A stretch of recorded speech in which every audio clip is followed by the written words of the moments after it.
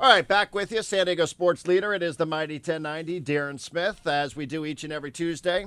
We go out to the Western Exterminator Hotline. We talk a little Aztec basketball with the head coach in waiting, the associate head coach at San Diego State. He is Brian Dutcher. Dutch, good to talk to you.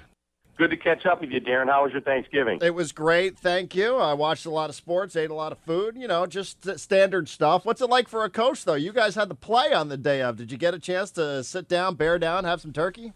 We had a little family get-together Sunday before Thanksgiving, and then they had a banquet for us the Wednesday with all the teams arriving. And it was nice. It was, turkey and dressing and the fixings for all the teams, and it was a short banquet, which everybody appreciates. Well, you guys play on Thanksgiving. I wonder, after you're done, when you guys play, you beat College of Charleston on Thursday night, then you have to play against Creighton coming up on Friday. Do you have to go to work after the game on Thursday and start breaking down film and figuring out how you're going to guard McDermott?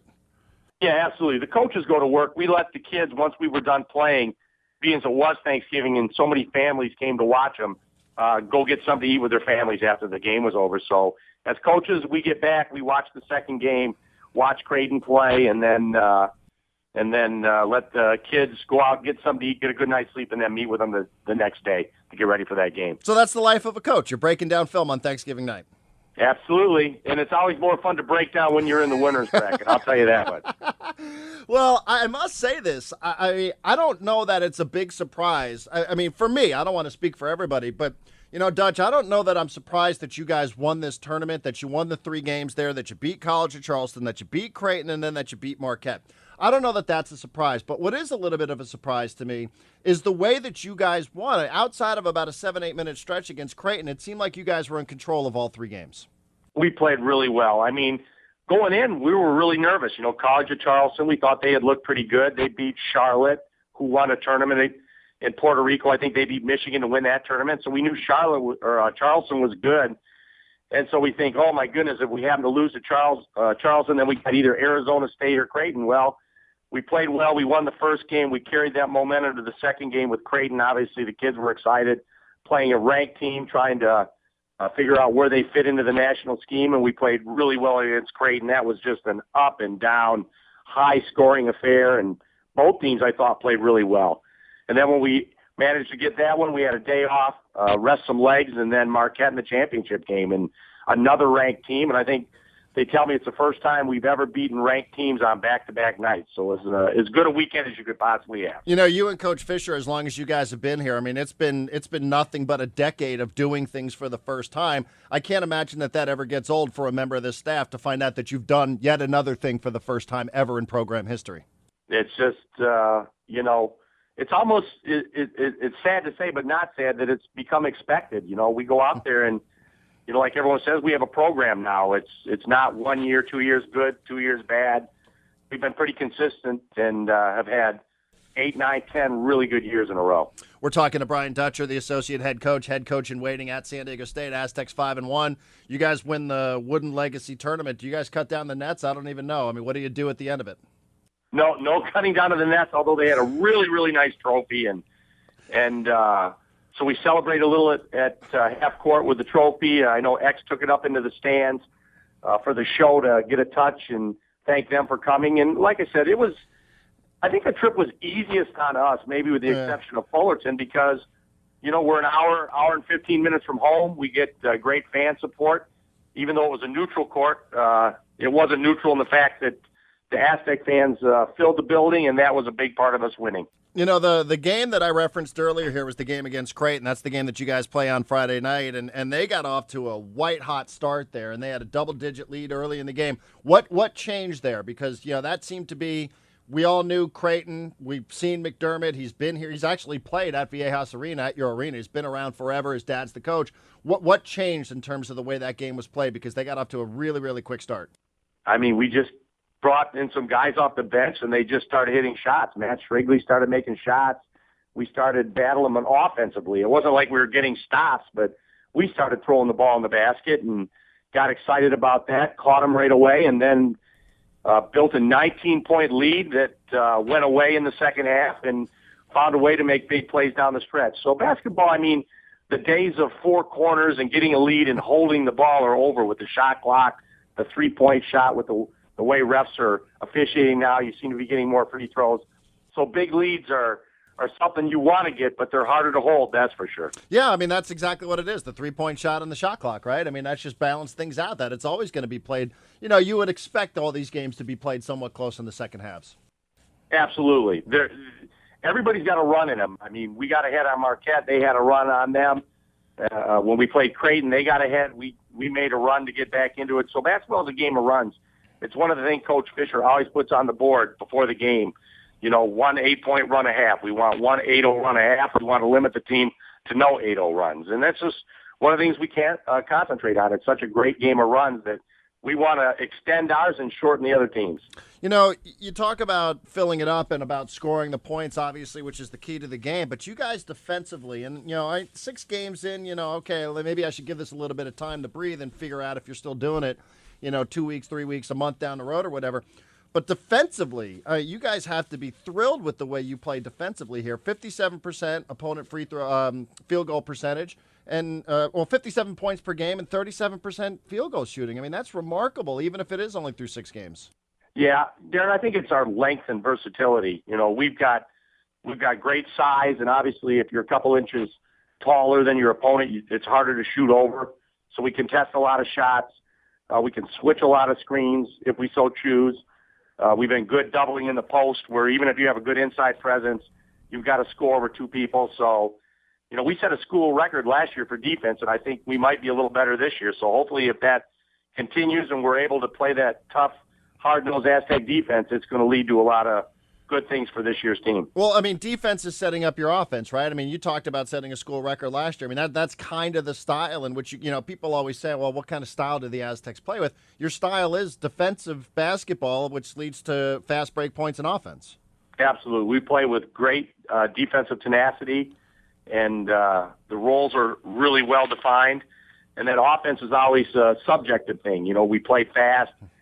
We take shots. There's a lot more freedom offensively than there is defensively. Defensively, the jobs are set. You do your job. And then offense, you play with the freedom that you dream of playing with as a player, that you can make plays within a structure that we have. And so it's been winning basketball, and we hopefully will continue that. We're talking to Brian Dutcher, San Diego sports leader. It's the Mighty 1090. Aztecs going to take on USD coming up this Thursday. You know, the other thing that stood out to me about the way you guys played is you certainly got to the free throw line a lot against Creighton. I mean, you got to the free throw line 20 more times than Creighton did. And I wonder, I mean, is that a skill, getting to the free throw line? I mean, is that a teachable skill as a coach, that you can teach your players how to get to the free throw line and try to pick up those points? Yeah, you know, Creighton is a real three-point shooting team, and so they're spreading the floor. They're looking for the three, so they're not really going to the basket a whole lot, whereas, you know, we're somewhat challenged shooting the three, other than with the exception of a number of players. Obviously, Xavier's shooting extremely well, Shrigley, Poley, and then the rest of the guys are really attack mode players. So we're driving in there, we're drawing contact, and we're getting to the foul line with the new rule change where they're calling a lot more hand checking and bumping on drives. It's definitely benefited us early. You know, 2 guys stood out to me, and I know I could probably go through your whole roster here and say this guy had a big game, this guy had a big basket. But the first guy obviously would be Xavier Thames. And we all wondered coming into the season who would lead your team in scoring. Up until this point, it has been Xavier Thames. Is this about the way you figured it here? Did you guys know he could be this kind of scorer? You know, yes, we know Xavier's a very good scorer and is going to be very important to our offense. Will he continue to shoot 57% from three? I think that percentage will drop, especially as teams start to say, wow, we cannot go under any screens. We have to be there on the catch. And they're going to make it tougher on him to get those looks. But as a coach, you say, okay, X, you're drawing more attention. You're getting more coverage.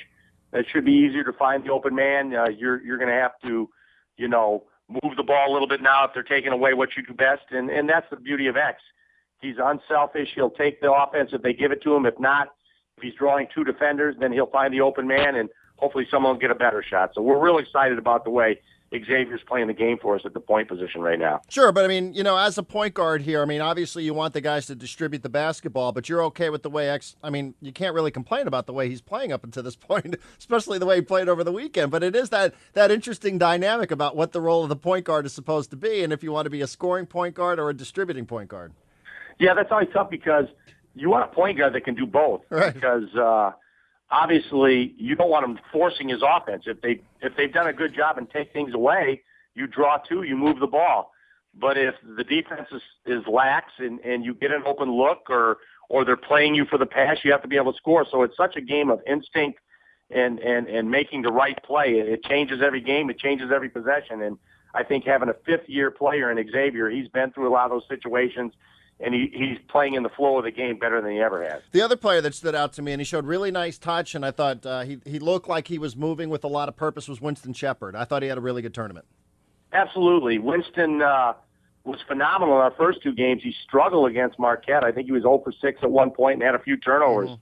But if he doesn't make the plays coming down the stretch he made, we don't win the game. I mean, he drew a 3-point foul on a shot fake kind of jump into the guy. He had a corner jump shot where he shot fake, took one dribble, made a shot, and then the pull-up jump shot at the end. I don't think anyone would have got to that. He rose up, and so he made really important plays when we needed to have him, and so we're real proud of the job Winston did for us this tournament. Yeah, that pull-up jumper, I mean, that's unguardable. There's just nobody in college basketball who can guard that. If he hits that, he's going to be an unstoppable player. Yep, absolutely. So now, and then obviously he's continued to work on his three-point shot because they're going to play him for the drive, so he needs to be able to just consistently step up and make the one where they're unguarded. So we've all got room to grow, including Winston. Everybody's got to get better, and if we do that, then I think we'll have a good year. All right, a couple quickies here, Dutch, before we let you go. How's J.J. O'Brien? Do you expect him to be available for you guys later on this week? Yeah, I think J.J. will play. His hand's a little swollen still, but I think we have a great trainer in Tom Abdenauer, and he'll get J.J., whether it's a splinted or covered up a little bit until he feels better, we'll have J.J. on the floor. And then Thursday night, I mean, here you guys come off a big-time tournament here. You win the Wooden Legacy. You played Arizona. You have Washington coming up this weekend. This USD game, I know, on the road, okay, fine, you're going to have a bunch of your fans in the building as well. But, this could potentially be what we in my business would like to refer to as a trap game, as a sandwich game. Any of that concern for you guys heading into the USD game on Thursday? Listen, USD's had a really good start to their season. They have veteran guards, which is always a concern. Johnny D and Chris Anderson have been starting backcourt mates for going on their third year, and so they've been in every situation. They've played in hostile environments. They played in great home environments, and so obviously we're very concerned about USD. So we're going to have to put a good 2 days of work in here to get ready for them. I think we will be ready, but everybody knows it goes to that game. It can be ultra competitive, and we're looking for a great environment, a great game on Thursday. Well, Dutch, congratulations. You guys back in the top 25 in the AP poll. I know that, I'm usually one that says, okay, I mean, the polls this time of year. What does it mean to you guys, though, to be inside the top 25? I think it's important. Obviously, there's a thing called a selection committee that at one point is going to decide your fate if you don't happen to win the Mountain West tournament. And so anytime where we can be recognized on a national level, I think it helps us. So we want to do the things to stay in that top 25, continue to win games, and then put a resume together that when this is all said and done in March, we're invited to that tournament again. Well, there you go. Well, congratulations, Dutch. It was a big weekend for San Diego State basketball. Thank you for the time. We'll see you on Thursday night, and we'll talk to you next week. Thanks, Darren.